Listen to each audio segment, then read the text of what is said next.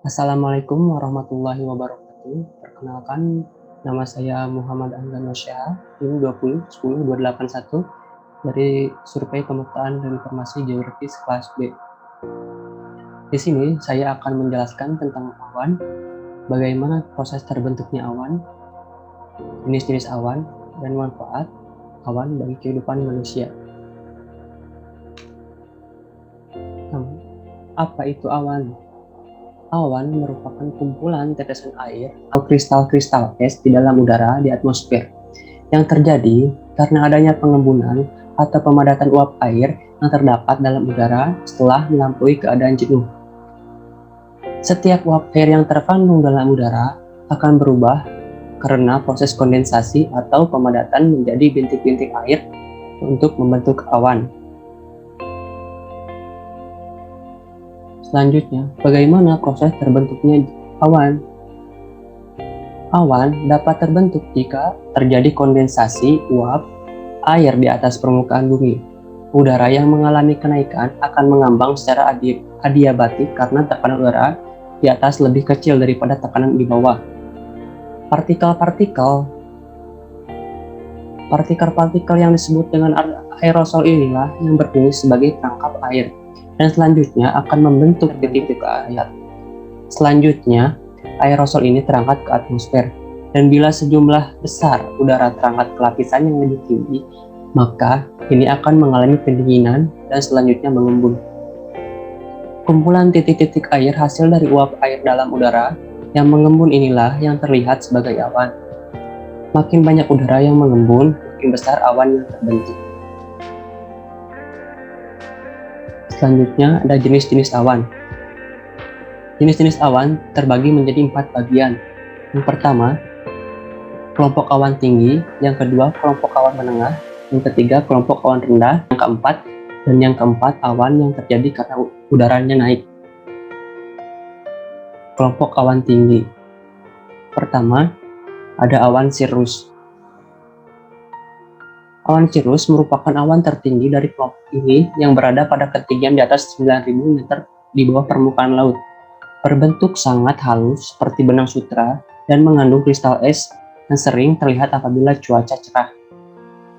Yang kedua, ada awan cirrocumulus. Awan cirrocumulus merupakan awan yang berada pada ketinggian antara 7.500 di bawah permukaan laut hingga 9.000 meter di bawah permukaan laut. Bentuk umum dari jenis ini seperti gumpalan bulu domba dan berwarna putih serta dapat terhimpun menjadi globuler. Yang ketiga, ada awan cirrostratus. Awan ini merupakan jenis awan yang berada di ketinggian antara 6.000 meter hingga 7.500 meter di bawah permukaan laut. Ciri-ciri khusus yang dimiliki awan ini tipis dan putih seperti susu.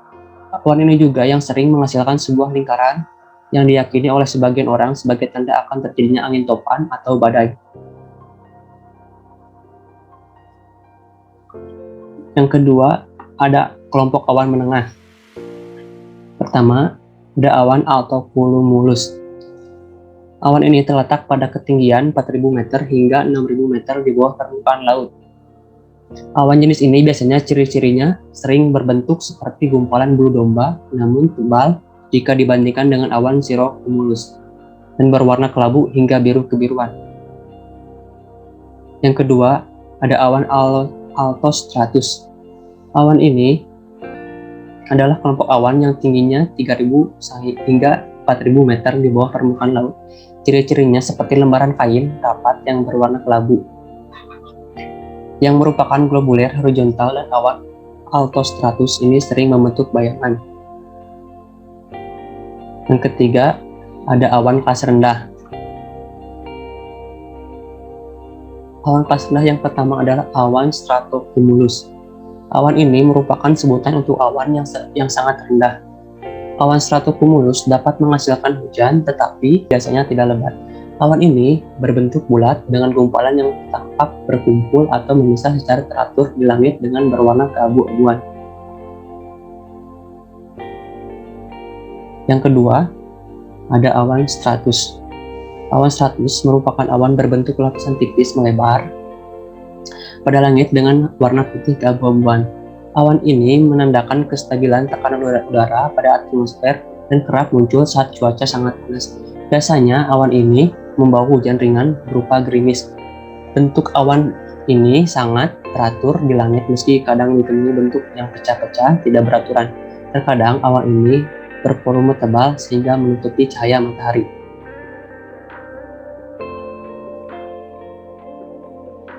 Yang ketiga, ada awan nimbus stratus.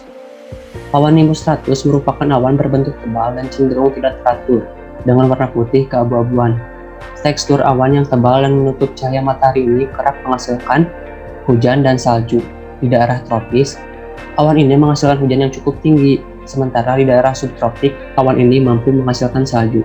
Yang keempat, ada kelompok awan yang terjadi karena udara naik. Kelompok awan ini merupakan awan yang terbentuk akibat proses pendinginan adiabatik uap air.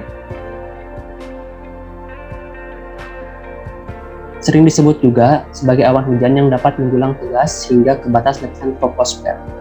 Yang pertama, ada awan cumulus. Awan ini adalah yang berada pada ketinggian 450 hingga 900 meter dan terbentuk dari massa uap air yang menguap secara vertikal dan mengalami kondensasi. Yang kedua, ada awan cumulonimbus. Awan cumulonimbus adalah awan yang penyebab badai. Jenis awan ini dapat berkembang dan mendulang tinggi dan padat seperti menara hingga menyentuh atas troposfer pada ketinggian 15.000 meter. Awan inilah yang paling banyak mengandung petir dan angin.